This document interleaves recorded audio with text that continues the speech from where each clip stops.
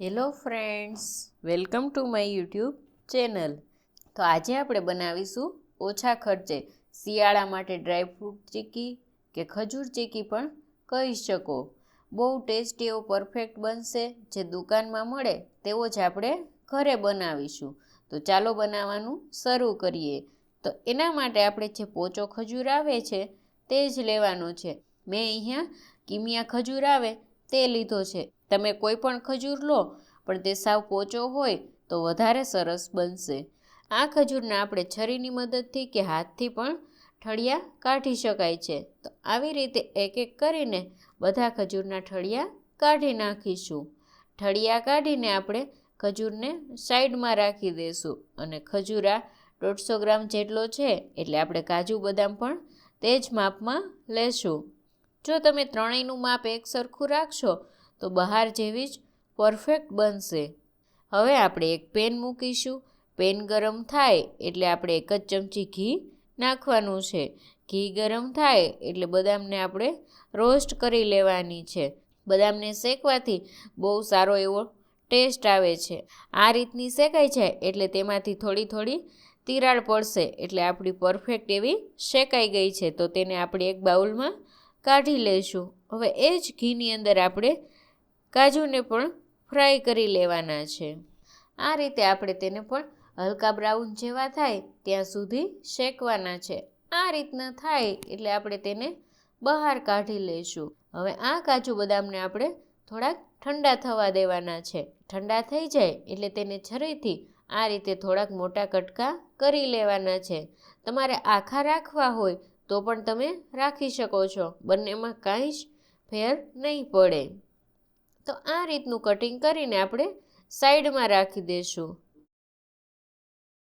હવે આપણે એ જ પેન મૂકીને તેમાં 2 ચમચી ઘી નાખીને તેમાં જે ખજૂર ઠળિયા કાઢીને તૈયાર કર્યો હતો તે નાખીશું. ખજૂર અહીં પોચો છે એટલે વધારે મહેનત પણ નહીં લાગે. પણ જો ખજૂર થોડોક હાર્ડ હશે તો ખજૂર શેકવામાં થોડીક મહેનત પડશે. ખજૂરને આપણે મીડિયમ ફ્લેમ ઉપર જ રાખીશું અને ખજૂરને આ રીતે થોડું થોડું પ્રેસ કરતા જશું અને આ રીતે આપણે હલાવતા જશું. હજુ થોડીક ઘીની જરૂર છે એટલે આપણે પાછું 1 ચમચી જેટલું ઘી ઉમેરીશું. ખજૂર પોચો છે એટલે તે ચમચામાં આ રીતે ચોંટશે. ખજૂર પોચો હોવાથી તે 5 જ મિનિટની અંદર સોફ્ટ થઈ જશે એટલે આ રીતનું ખજૂરમાં બાઇન્ડિંગ આવશે. અને ગેસને આપણે સ્લો રાખીને હલાવશું તો 1 મિનિટ વધારે લાગશે. અને જો થોડોક ખજૂર હાર્ડ હશે તો તેનાથી પણ વધારે સમય લાગશે. તો આ રીતનું પરફેક્ટ બાઇન્ડિંગ થઈ ગયું છે.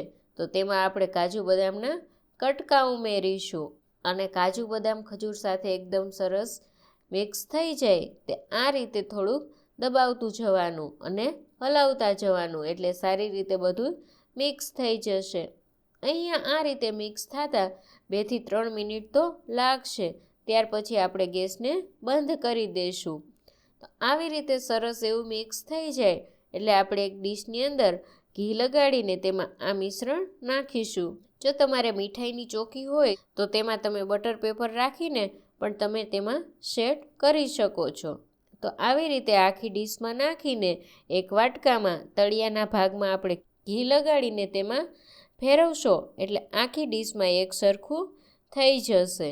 હવે ઉપરથી આપણે પિસ્તાથી ગાર્નિશિંગ કરીશું અને ચમચાથી પ્રેસ કરીશું એટલે પિસ્તા બધા તેમાં ચોંટી જશે. તો તૈયાર છે ખજૂર ચીકી. તો આને આપણે અડધીથી પોણો કલાક માટે ઠંડુ થવા દેવાનું છે. ઠંડુ થઈ જાય એટલે પછી આપણે તેને આડી અને ઊભી લાઈનમાં એક સરખા પીસ થાય તેવી રીતે આપણે કટ કરી લેવાનું છે. તો તૈયાર છે ડ્રાયફ્રૂટ ચીકી. જો તમને મારી રેસીપી ગમતી હોય તો લાઈક કરજો, શેર કરજો અને સબસ્ક્રાઈબ કરવાનું ના ભૂલતા. Thanks for watching.